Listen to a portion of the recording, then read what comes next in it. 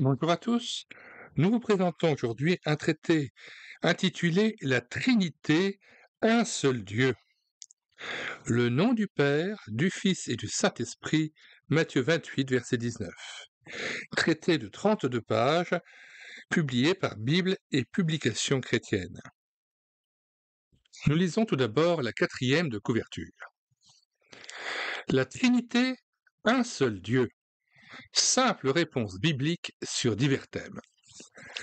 La Bible nous apprend qu'il y a en Dieu un mystère que nous ne pouvons pas sonder. Le Père, le Fils, le Saint-Esprit. Est-ce là différentes manifestations de la même personne, comme Père, Fils et Saint-Esprit, ou bien est-ce trois dieux en un, entre guillemets? Pourquoi parle-t-on de la Trinité?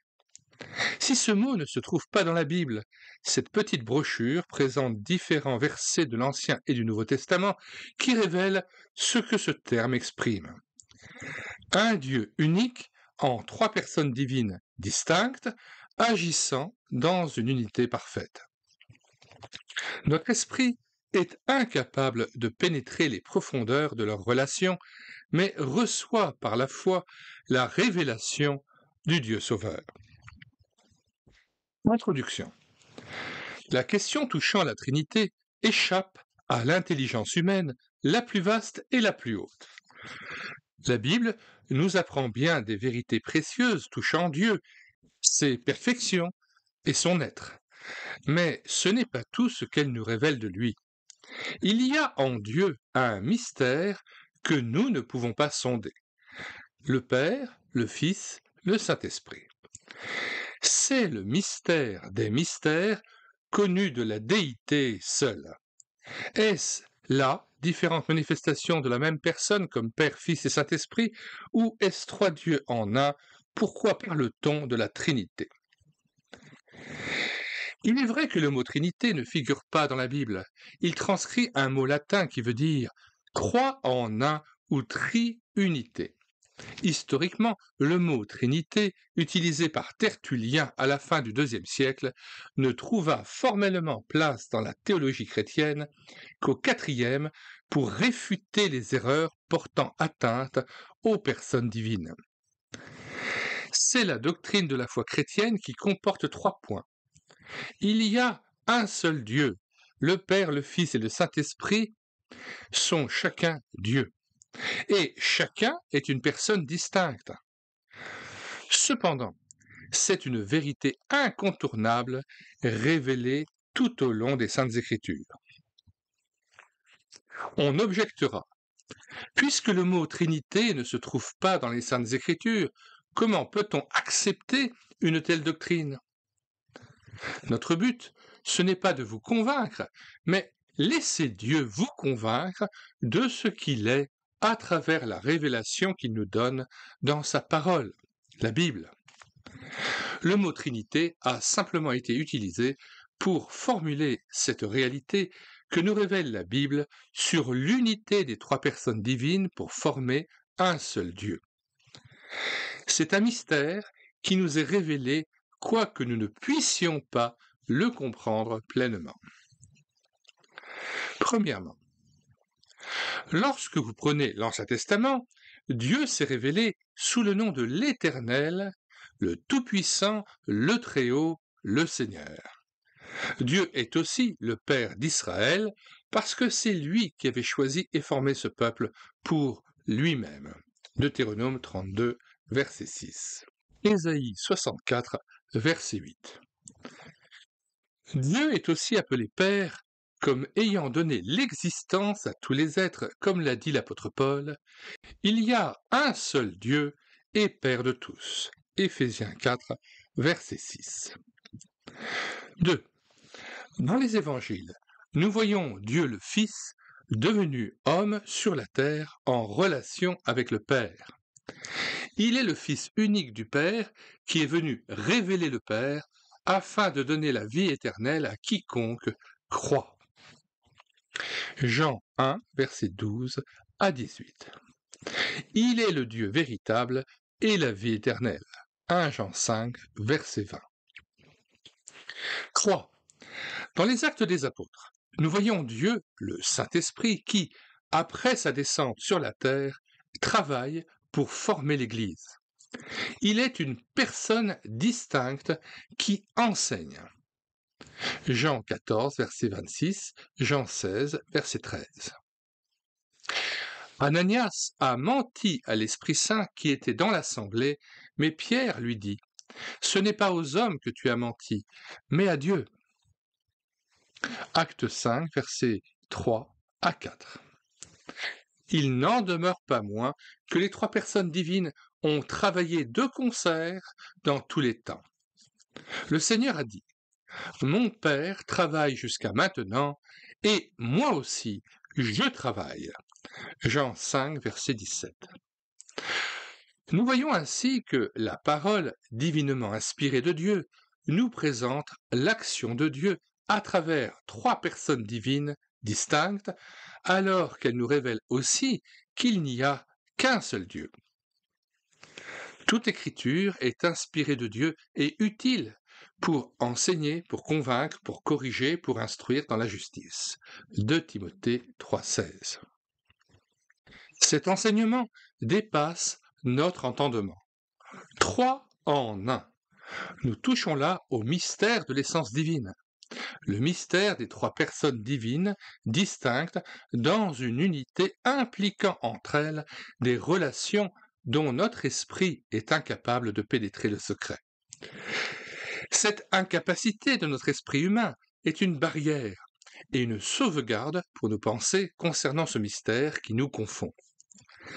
L'homme, dans son incrédulité, ne peut pas accepter ce qui le dépasse, et il cherche à résoudre ses difficultés par des raisonnements philosophiques qui l'induisent en erreur, parce qu'il n'écoute pas ce que Dieu lui dit dans sa parole.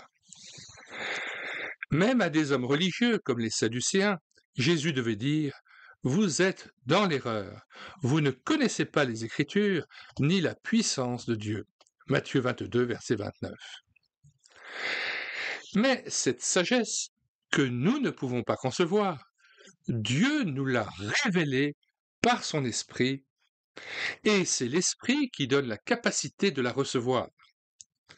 Car l'esprit sonde tout, même les choses profondes de Dieu. 1 Corinthiens 2,10. Seule la foi qui reçoit ce que Dieu donne peut accepter en toute simplicité et humilité cet enseignement que tant d'autres combattent en rabaissant l'infini de Dieu au niveau de l'intelligence humaine. Si la Bible nous présente clairement des personnes divines distinctes, elle nous montre aussi que ces personnes ont des relations entre elles. Le Fils et le Saint-Esprit procèdent du Père. Jean 8, verset 42, Jean 15, verset 26. Assurément, les personnes dans cette gloire ne sont pas indépendantes l'une de l'autre, mais en relation l'une avec l'autre. Les trois personnes sont co-égales et co-éternelles.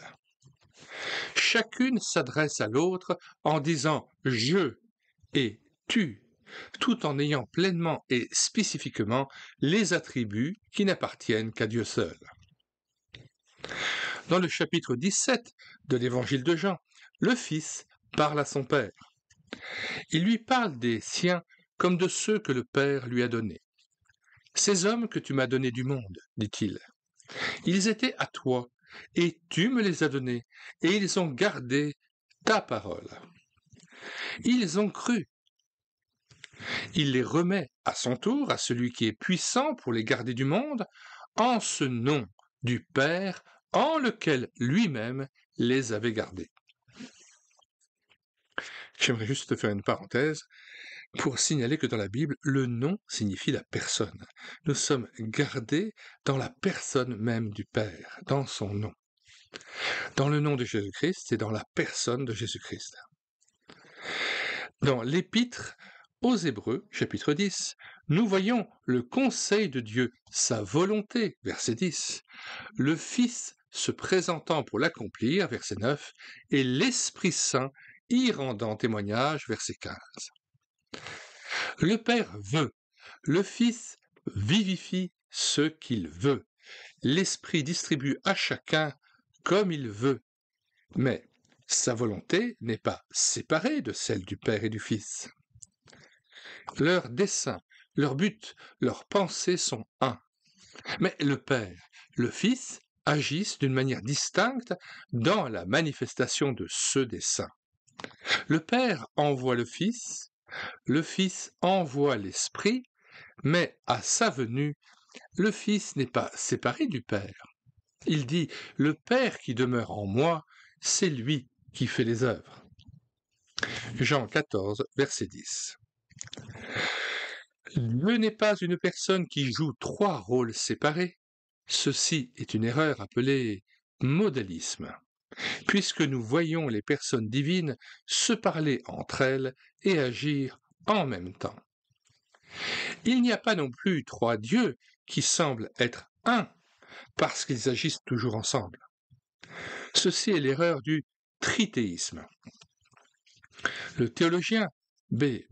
Warfield a dit simplement « Quand nous avons dit ces trois choses, il n'y a qu'un Dieu, le Père, le Fils et le Saint-Esprit sont chacun Dieu, le Père, le Fils et le Saint-Esprit sont chacun une personne distincte, alors nous avons exprimé la doctrine de la Trinité dans sa totalité. » Et ce n'est pas dépasser notre mesure de dire que le grand exemple de relation d'amour, le précieux modèle ou l'original de toute affection se trouve dans cette relation entre les personnes divines. Le Père aime le Fils. Jean 3, verset 35. Et le Fils dit « J'aime le Père ». Jean 14, verset 31. Dans la Trinité, nous avons le modèle même de la véritable communion qui peut être aussi réalisée dans la création.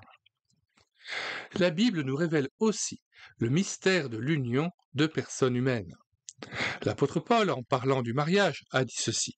« C'est pour cela que l'homme laissera son père et sa mère et sera uni à sa femme, et les deux seront une seule chair. » Et ensuite il dit « Ce mystère est grand, mais moi je parle relativement à Christ et à l'Assemblée. » Éphésiens 5, verset 31, 32. N'est-ce pas là vraiment un mystère? Les deux seront une seule chair? C'est bien quelque chose que nous avons de la peine à comprendre. Le Seigneur dit « Ils ne sont plus deux, mais une seule chair. » Matthieu 19, verset 6. Il nous semble pourtant qu'ils restent toujours deux, mais Dieu les voit ainsi et nous devons le voir et l'accepter comme vrai, puisque c'est lui qui le dit. La Bible nous parle aussi d'une diversité de membres qui forment un seul corps. C'est l'Église, appelée le corps de Christ, dont nous sommes les membres. Et dans ce corps, nous sommes membres l'un de l'autre. Éphésiens 1, versets 22, 23, 1 Corinthiens 12, versets 12 à 27 et Romains 12, versets 4 à 5. Le Seigneur Jésus a dit « Afin que tous soient un, comme toi, Père, tu es en moi et moi en toi. Que aussi soit un en nous, afin que le monde croie que c'est toi qui m'as envoyé. » Jean 17, versets 21 à 23 et 23. Nous avons aussi de la peine à saisir ce que représente pratiquement cette unité. Pourtant, c'est une vérité importante à saisir par la foi. Le mystère tenu caché qui a été donné à connaître à l'apôtre Paul pour qu'il le révèle de la part de Dieu. Éphésiens 3, versets 1 à 11.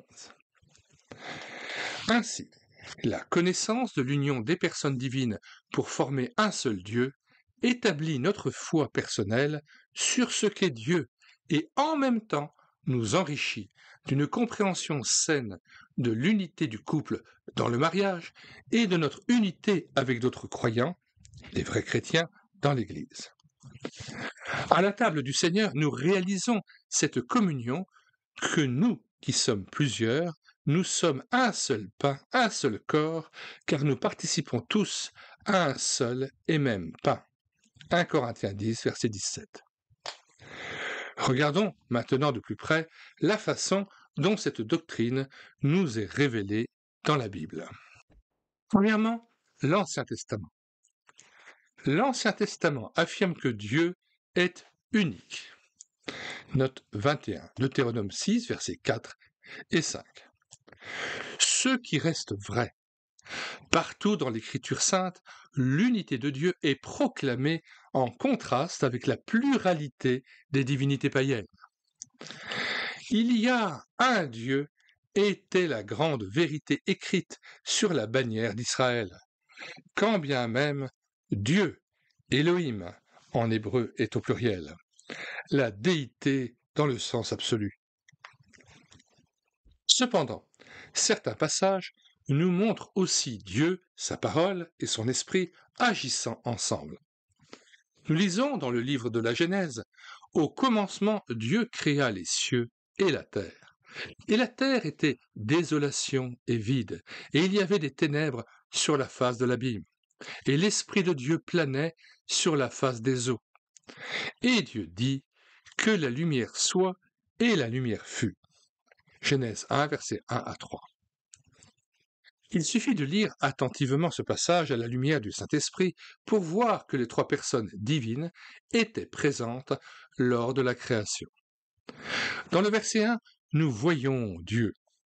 Dans le verset 2, nous voyons le Saint-Esprit en action personnellement, comme dans de nombreux autres passages de l'Écriture. Il est présent et agit dans l'acte créateur. Ainsi, nous le voyons lorsque la terre était désolation et vide. Il planait sur la face des eaux.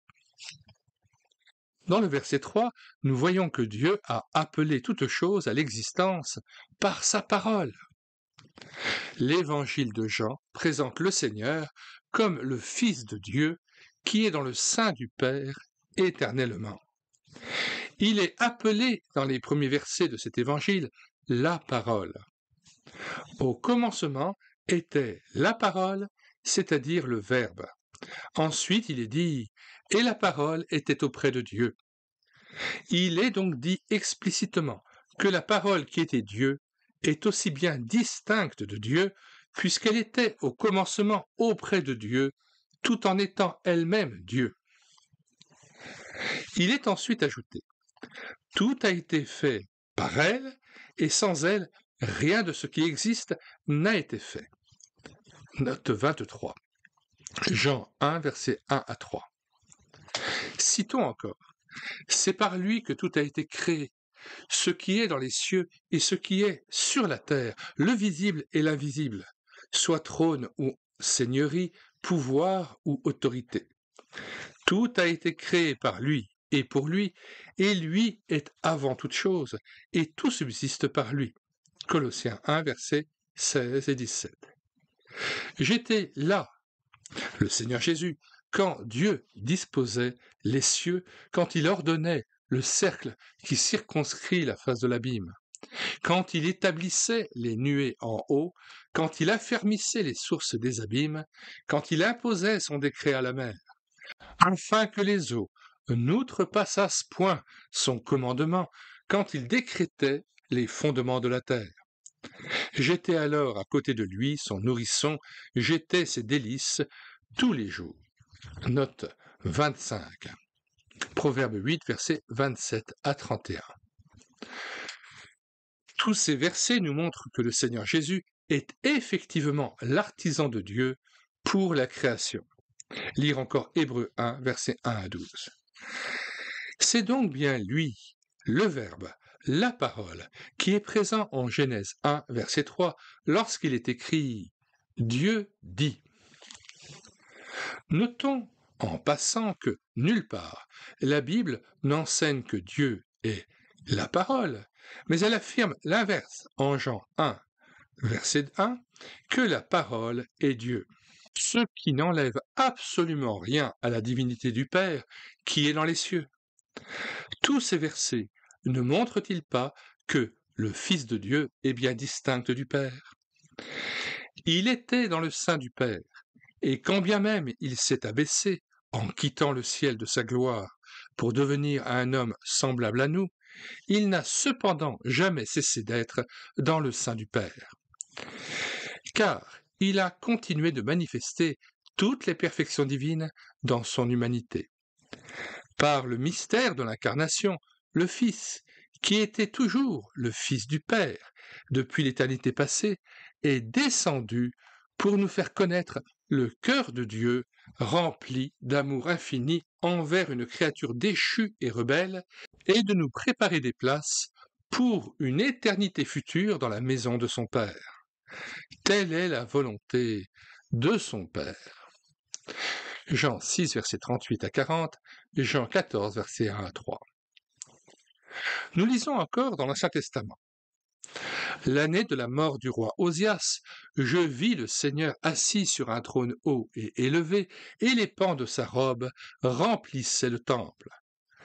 Des séraphins se tenaient au-dessus de lui, et ils avaient chacun 6 ailes.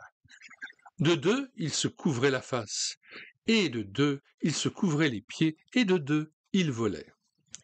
Et l'un criait à l'autre, et disait, « Saint, Saint, Saint est l'Éternel des armées, toute la terre est remplie de sa gloire. » Et les fondements des seuils étaient ébranlés à la voix de celui qui criait, et la maison était remplie de fumée. Et je dis, « Malheur à moi, car je suis perdu, car moi, je suis un homme aux lèvres impures, car mes yeux ont vu le roi, l'Éternel des armées. » Et l'un des séraphins vola vers moi, et il avait en sa main un charbon ardent qu'il avait pris de dessus l'autel avec des pincettes.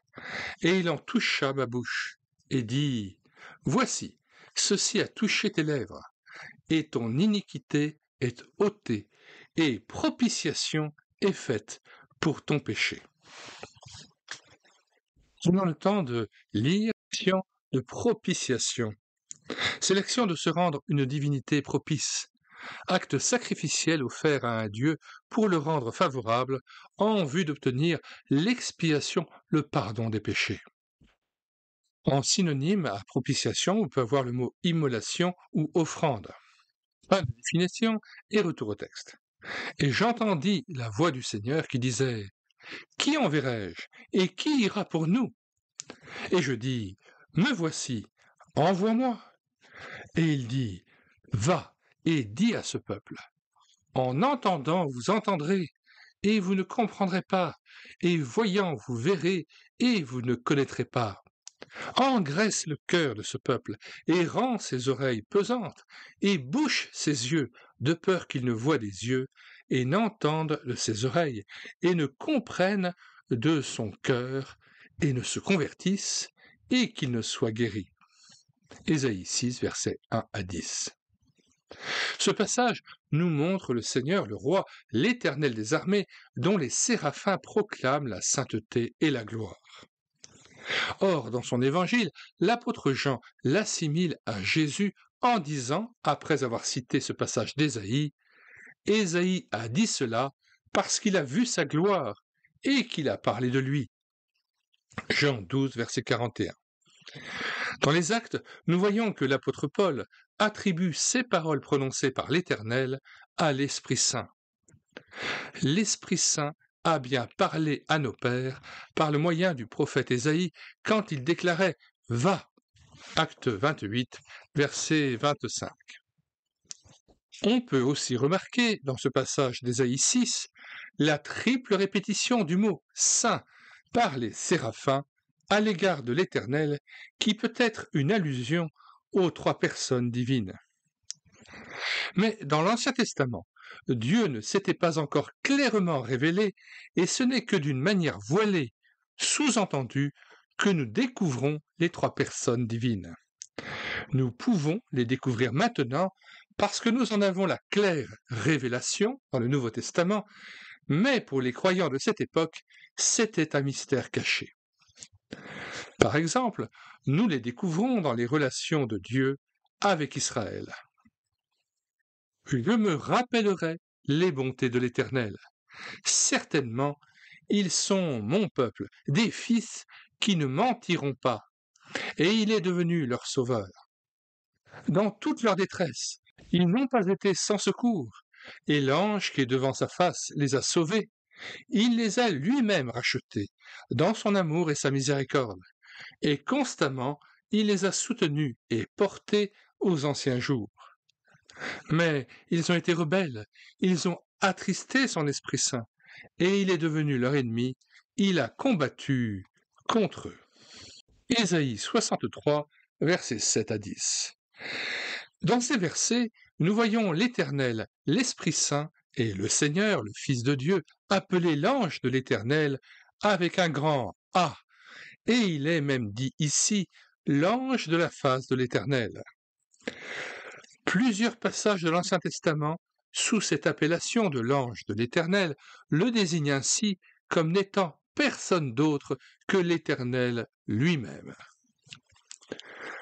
Lorsque Agar, après sa fuite de devant Sarah, sa maîtresse, vint dans le désert près d'une fontaine d'eau, il est dit « Mais l'ange de l'Éternel la trouva. L'ange de l'Éternel lui dit, et elle appela le nom de l'Éternel qui lui avait parlé. Tu es le Dieu qui te révèle. Car elle dit, n'ai-je pas aussi vu ici après qu'il s'est révélé ?» Genèse 16, versets 7 à 14. Ici, l'ange de l'Éternel est appelé l'Éternel, le Dieu qui se révèle.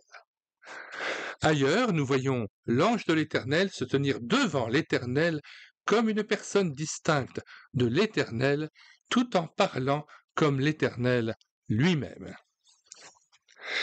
Il me fit voir Joshua, le grand sacrificateur, debout devant l'ange de l'Éternel, et Satan se tenait à sa droite pour s'opposer à lui. Et l'Éternel dit à Satan, « Que l'Éternel te tanse, Satan. » Et l'ange prit la parole. Et l'ange de l'Éternel protesta à Joshua, disant, « Ainsi dit l'Éternel des armées. » Note 33, Zacharie 3, versets 1 à 7.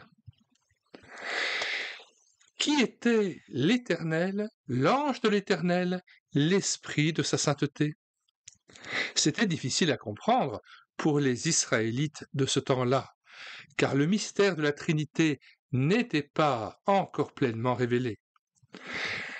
Mais dans le Nouveau Testament, tout s'éclaire. De le Nouveau Testament. A. Les Évangiles. Dans le Nouveau Testament, la venue de Jean le baptiseur réveilla chez plusieurs la conscience de la réalité du Saint-Esprit. Note 34, Matthieu 3, verset 11. La naissance et le baptême de Jésus sont tous deux associés à une révélation de la Trinité. Et l'ange répondit, « L'Esprit Saint viendra sur toi, et la puissance du Très-Haut te couvrira de son ombre. C'est pourquoi celui qui naîtra saint sera appelé Fils de Dieu. » Note 35, Luc 1, verset 35. Les trois personnes étaient là, dans l'annonce de la naissance de Jésus. Ensuite, nous voyons que lorsque Jésus est baptisé par Jean, le ciel s'ouvrit.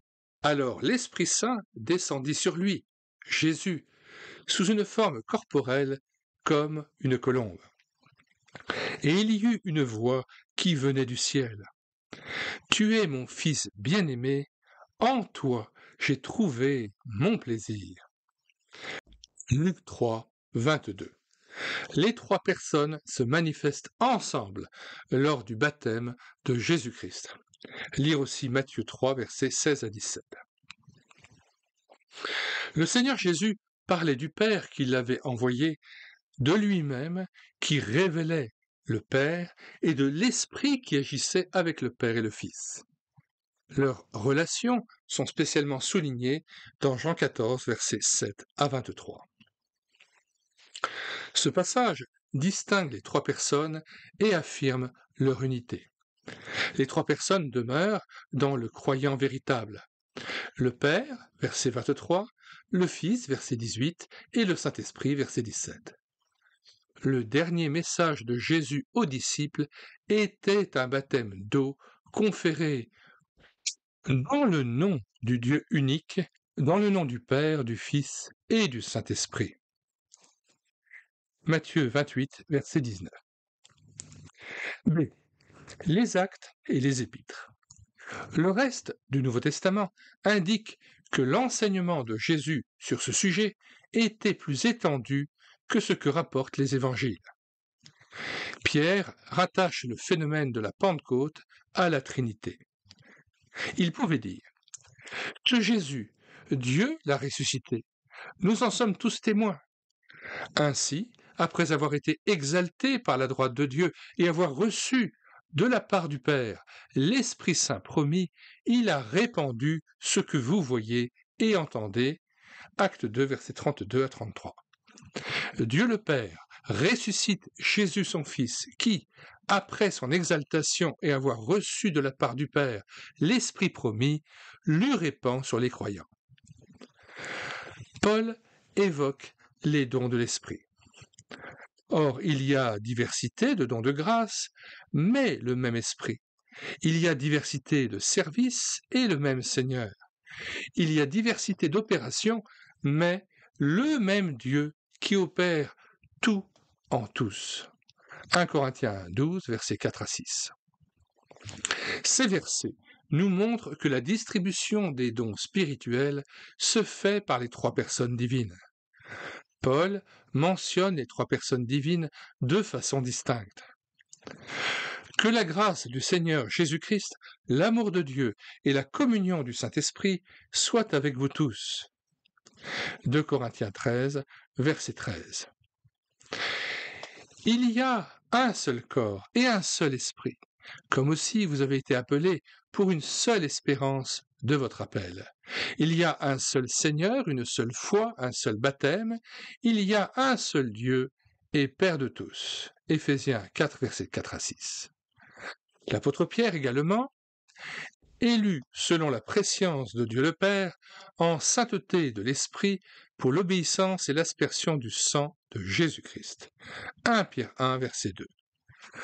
Tous ces passages nous montrent clairement le Père, le Fils, le Saint-Esprit agissant ensemble dans l'unité comme le seul Dieu unique qui s'était révélé comme tel dès l'Ancien Testament, mais qui s'est fait connaître clairement en trois personnes distinctes lorsque le mystère de la piété a été révélé. Le mystère de la piété est grand. Dieu a été manifesté en chair, a été justifié en esprit, a été vu des anges, a été prêché parmi les nations, a été cru dans le monde, a été élevé dans la gloire. 1 Timothée 3,16. C'est au moment où Dieu a été manifesté en chair qu'il a pleinement fait connaître ce qu'il est, trois personnes divines distinctes qui se sont pleinement manifestés ensemble devant les hommes pour la première fois au moment du baptême de Jésus par Jean. Les évangiles, les actes et les épîtres en parlent ensuite ouvertement. C'est donc cette révélation que Dieu donne de lui-même, un Dieu unique en trois personnes distinctes qui agissent dans l'unité. On peut éviter d'employer le mot Trinité, mais rejeter ce que le mot exprime. C'est rejeter cette révélation de Dieu dans sa parole, c'est rejeter le mystère de la piété. On ne peut donc, en toute honnêteté, s'affirmer chrétien si on rejette la doctrine de la Trinité. Toute communion est alors impossible avec quelqu'un qui la refuse, car elle est capitale pour notre foi. La nier porte atteinte à la substance même de l'Évangile. Plus grave encore, la nier porte atteinte à Dieu lui-même. C'est un blasphème des plus graves. C'est pour cela que l'apôtre Jean dit « Quiconque mène plus avant et ne demeure pas dans la doctrine du Christ, c'est-à-dire Dieu manifesté en chair, Confère verset 7, n'a pas Dieu. Celui qui demeure dans la doctrine, celui-là a le Père et le Fils. Si quelqu'un vient vers vous et n'apporte pas cette doctrine, ne le recevez pas dans votre maison et ne le saluez pas, car celui qui le salue participe à ses œuvres mauvaises. 2 Jean 9 à 11. Ne rabaissons pas Dieu à la limite de notre intelligence limitée, car il est infini Il est inscrutable, mais ayons foi pour accepter simplement la révélation qu'il nous donne de lui-même dans sa parole. Et c'est en Jésus que nous avons la pleine révélation de Dieu. Formulation de la doctrine de la Trinité. Pour les premiers chrétiens, l'existence d'un Dieu en trois personnes était une réalité biblique qui ne fut formulée que plus tard sous forme de doctrine. À l'époque d'Athanase, elle fut proclamée comme la foi de l'Église au Concile de Nicée en 325. Un siècle plus tard, Augustin donna une formule inspirée du credo d'Athanase et qui demeure vraie. Ce symbole déclare particulièrement que Christ, de même que le Saint-Esprit, est Dieu et qu'il est éternel et égal au Père. Trois vérités sont reconnues dans les relations entre les personnes divines. Premièrement, l'essence divine se manifeste sous trois formes. Dieu est un dans son essence, sa volonté, mais se manifeste dans divers caractères, personnes et opérations. Deuxièmement, les trois personnes sont égales en dignité, nature et honneur. Matthieu 12, versets 31, 32, Jean 5, verset 18, 1 Corinthiens 2, versets 10 à 12. Troisièmement, les personnes opèrent de différentes façons. Le Père agit à travers le Fils. 2 Corinthiens 4, verset 6, Hébreux 1, verset 1 à 4. Par l'Esprit. 1 Corinthiens 2, verset 10 et Jean 14, verset 26. D'où la subordination de relations, non de nature, impliquée dans Jean 14, verset 28 et chapitre 16, verset 13. Dans l'Épître aux Hébreux, il est dit « Souvenez-vous de ceux qui vous conduisent, eux qui vous ont annoncé la parole de Dieu, et considérant l'issue de leur marche, imitez leur foi. Jésus-Christ est le même hier et aujourd'hui et éternellement. Ne soyez pas égarés par des doctrines diverses et étrangères. » Hébreux 13, versets 7 à 9.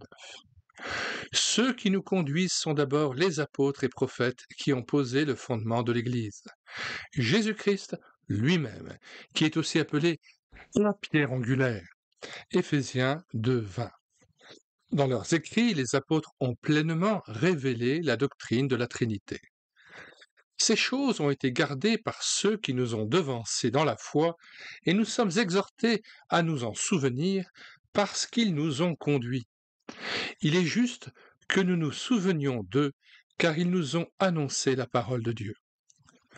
Jude s'est trouvé dans la nécessité d'écrire aux croyants de son temps pour les appeler à combattre pour la foi qui leur avait été enseignée au commencement, car certains hommes s'étaient glissés parmi eux et reniaient le seul Maître et Seigneur Jésus-Christ. Jude 3 à 4. N'avons-nous pas aujourd'hui encore besoin de ces avertissements de l'apôtre Jude ? Ne vous laissez pas séduire par ces séducteurs qui accomplissent la volonté de leur maître, Satan, qui cherche toujours à contrecarrer les voies de Dieu. Mais leur fin sera le terrible jugement. Jude 14 à 16. Ensuite, Jude dit ceci. Mais vous, bien-aimés, souvenez-vous des paroles qui ont été prononcées auparavant par les apôtres de notre Seigneur Jésus-Christ. Note 53. Jude 17 à 19. Jude ici nous parle aussi du souvenir pour rester toujours près de cette source divine dont les apôtres ont été les dépositaires, source à laquelle nous aussi nous sommes invités aujourd'hui à nous abreuver. Source d'amour toujours nouvelle qui jaillit pour nous du saint lieu, de sa plénitude éternelle, elle nous remplit, source de Dieu. Jude, dans son exhortation, parle aussi de la Trinité. Mais vous, bien-aimés, vous édifiant vous-même sur votre sainte foi, priant par le Saint-Esprit, conservez-vous dans l'amour de Dieu, attendant la miséricorde de notre Seigneur Jésus-Christ. Jude 20 à 22. Dans sa louange finale, il s'adresse à Dieu, notre Sauveur, par notre Seigneur Jésus-Christ, faisant ainsi bien la distinction entre ces deux personnes divines. Jude 24 et 25. Adorer Dieu selon la révélation qu'il nous donne de lui-même dans sa parole. Nous ne devons adorer personne d'autre que Dieu. Cependant, nous ne devons pas l'adorer selon nos conceptions. Faire cela conduit à l'idolâtrie. Nous devons par conséquent l'adorer selon la révélation que lui-même nous a donnée dans sa parole. Avant la venue de Christ, le Fils de Dieu sur la terre, les croyants de l'Ancien Testament adoraient déjà Dieu, le vrai Dieu, selon Deutéronome 6, versets 4 à 5. Il s'était révélé à eux comme le Tout-Puissant, comme le Très-Haut, et c'est comme tel qu'ils l'adoraient. Plus tard, le peuple d'Israël rendait un culte à l'Éternel.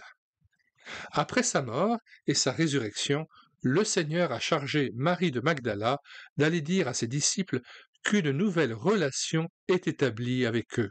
« Va vers mes frères et dis-leur, je monte vers mon Père et votre Père, et vers mon Dieu et votre Dieu. » Note 56, Jean 20, verset 17.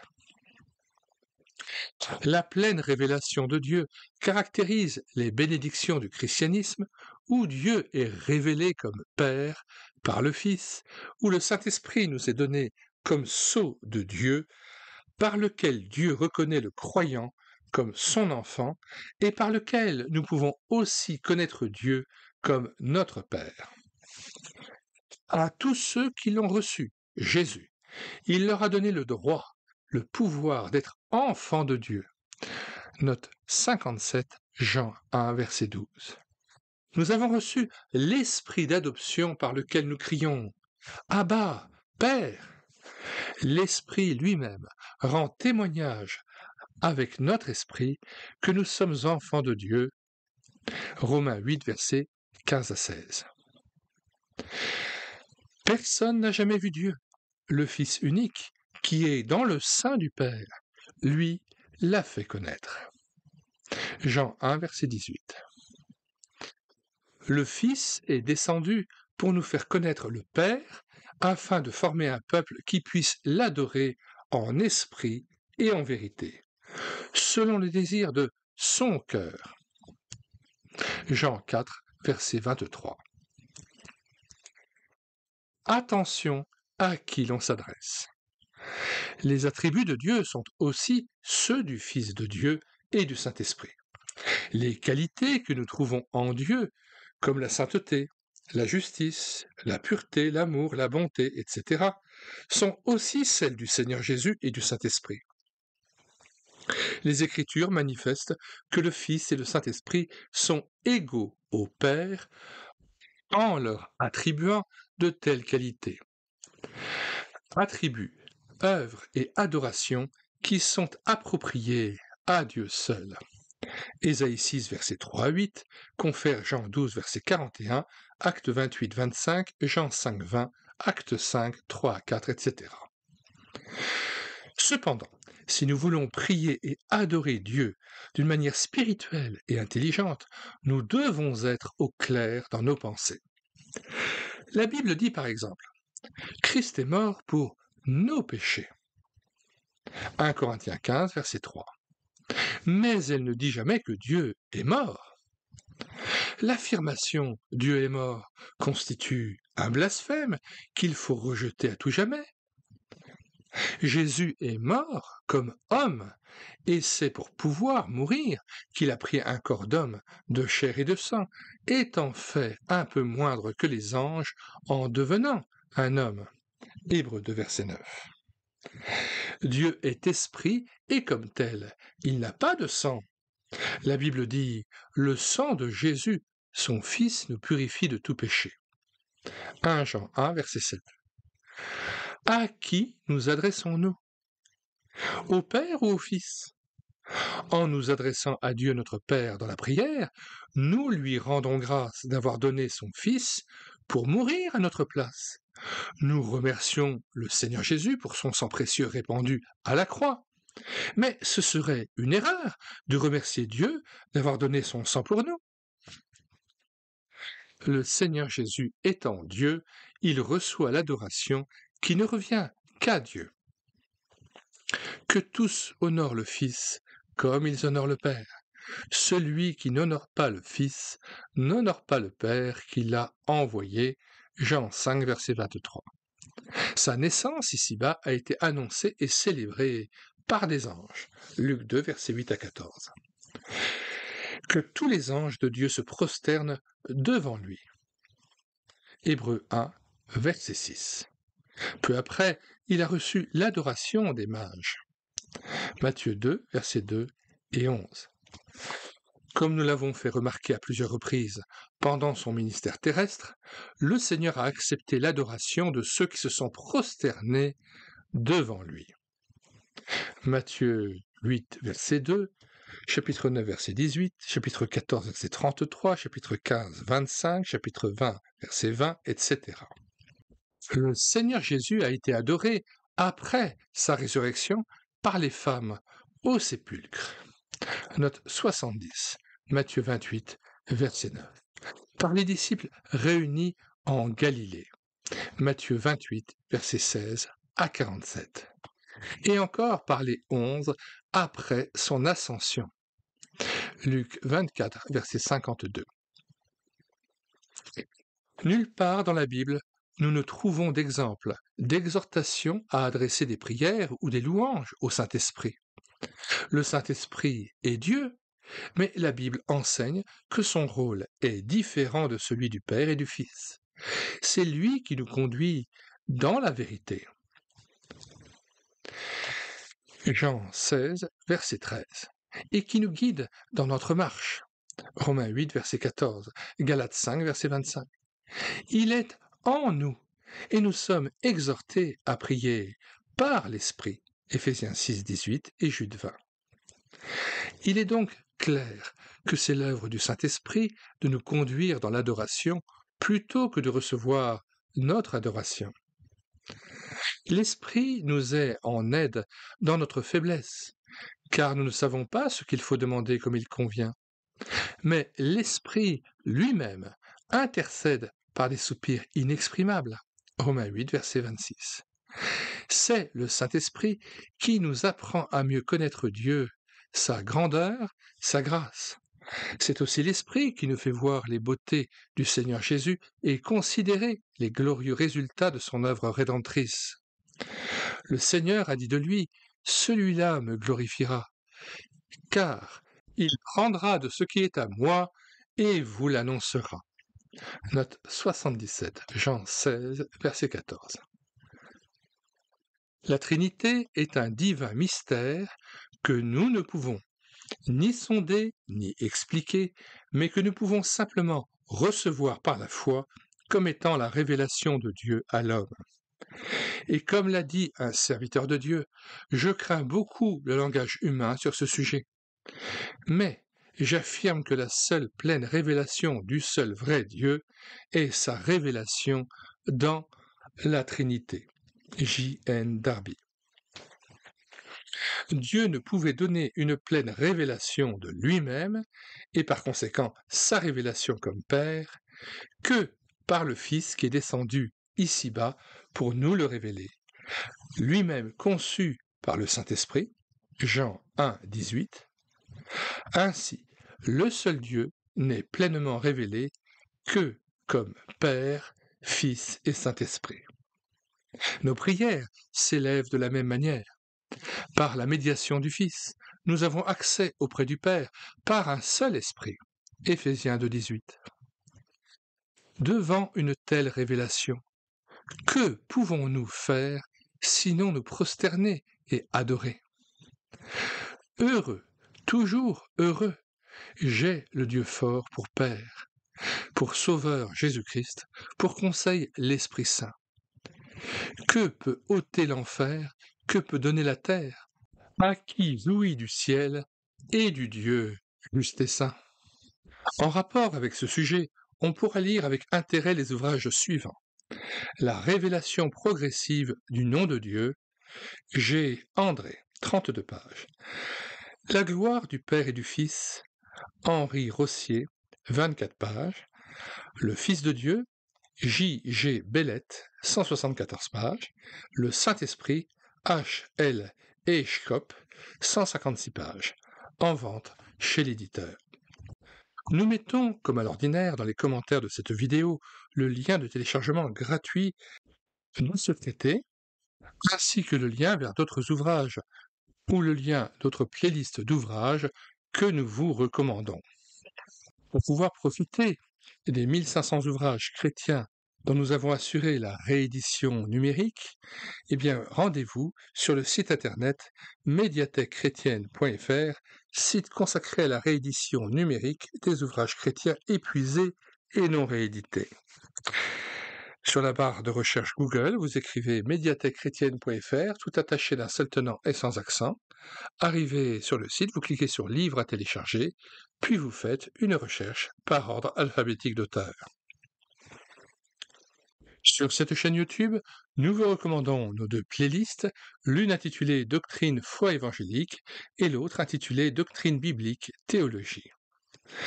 Chacune de ces playlists de présentation d'ouvrages vous permettra de prendre connaissance des ouvrages faisant partie de cette catégorie et à chaque fois, dans les commentaires de la vidéo de présentation de l'ouvrage, vous aurez le lien de téléchargement gratuit de ce livre sur le site internet médiathèquechrétienne.fr.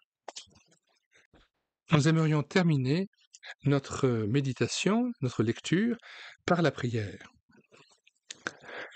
Père Céleste, nous te louons et te bénissons pour tes desseins éternels que tu as accomplis dans nos cœurs le jour que tu as décidé de te révéler à nous. Seigneur, merci parce que tu nous as révélé le Fils comme étant le Fils de Dieu et que, au moment même où nous avons cru en lui, cru en la bonne nouvelle de son sacrifice à la croix pour nos péchés, au moment où nous avons cru que son sang avait coulé pour nous et que nous avons saisi le seul espoir qui nous était proposé, eh bien, tu as daigné nous sceller d'Esprit Saint, tu nous as donné le don de l'Esprit Saint, par lequel, eh bien, tu fais ta demeure en nous, avec le Fils et avec l'Esprit Saint. Merci pour cette Trinité qui vit en communion dans nos vies, dans nos cœurs, et grâce auquel, eh bien, nous pouvons être le temple de l'Esprit Saint. Nous t'adorons et te bénissons pour ton amour éternel. Merci parce que tu nous remplis de cet esprit du Fils de Dieu, par lequel nous pouvons dire « Abba, Père ». Veuille te révéler à nous, Seigneur Jésus, afin que nous soyons transformés à ton image, de gloire en gloire, et renouvelle-nous par l'Esprit Saint dans l'attente de ton retour, dans l'action de grâce, dans la joie de ton salut. Conduis-nous, Père Céleste, dans toute la vérité, car ce sont les adorateurs qui t'aiment et qui t'adorent en esprit en vérité que tu recherches. Nous te louons, nous te bénissons, nous t'adorons et nous te rendons gloire. Amen.